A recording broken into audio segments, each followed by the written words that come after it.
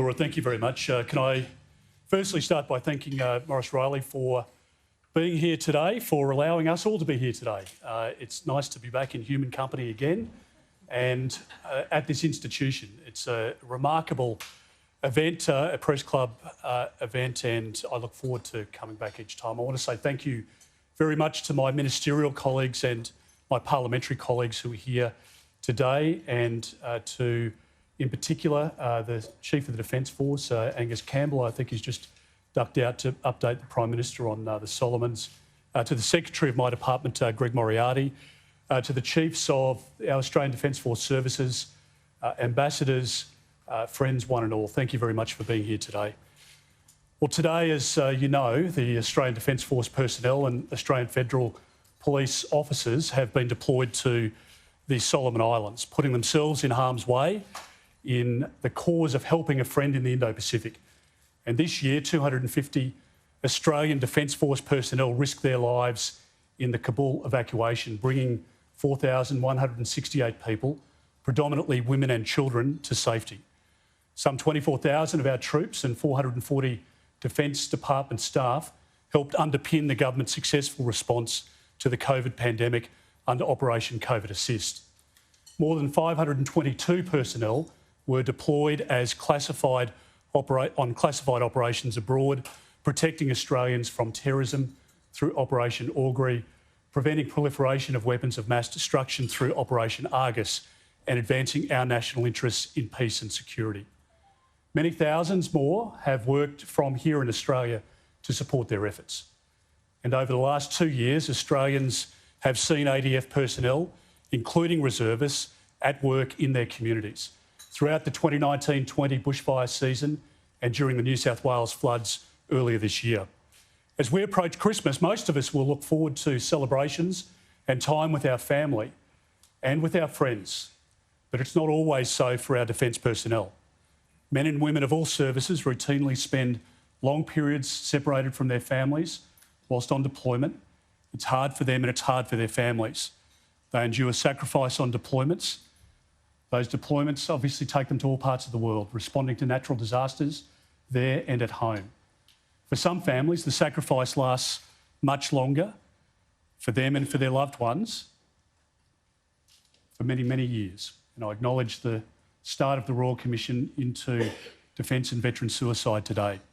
Our obligation is to do everything within our power to improve the situation for those and their families who live with the scars of war and conflict far beyond their service.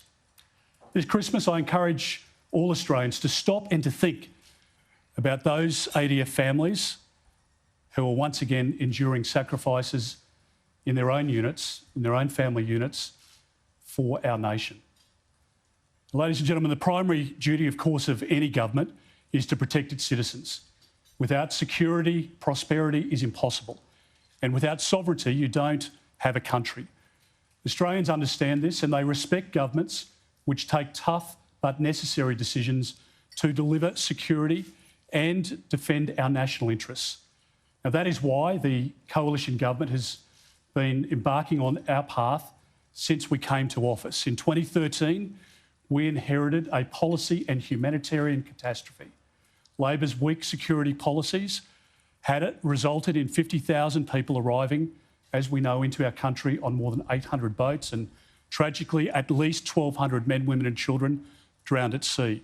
Now, we made the difficult decision to put in place policies which regain control of our sovereignty by securing our borders and breaking the people smugglers' business model. It was something that many claimed could not be done. And we went on to establish the Home Affairs portfolio, bringing together Australia's key agencies, our security and law enforcement agencies. During my tenure, we cancelled more than 6,300 visas of dangerous non-citizen criminals. We removed from our society scores of criminals convicted of child sexual abuse, of domestic violence, of assault and armed robbery. Home Affairs and the ABF seized record amounts of illicit drugs, tobacco and firearms. And most importantly, from my perspective, the Australian Centre to Counter Child Exploitation helped to remove more than 230 children from harm in the last financial year alone. The government's strong stance on countering terrorism has also yielded success, with 21 imminent attacks being disrupted since 2014. More than 140 people have been charged as a result of 70 counter-terrorism operations in our country. Terrorism, however, has not been the only tool of those who seek to strike at the heart of our democracy. Our nation is weathering an onslaught, as we know, of espionage and foreign interference activities at levels greater than at any time since the height of the Cold War. We have been determined to expose and to expel those who seek to undermine our sovereignty and to meddle in our democratic institutions and our way of life.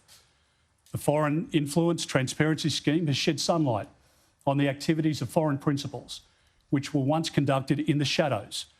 And the Espionage and Foreign Interference Act of 2018 has broadened, amended and introduced new offences to protect our society. The Government Security of Critical Infrastructure Act of 2018 introduced a register of owners and operators to protect our national assets in the electricity, in the water, the gas, the port sectors from espionage, sabotage and coercion. And this week, the government passed legislation to strengthen and expand the scope of those protections.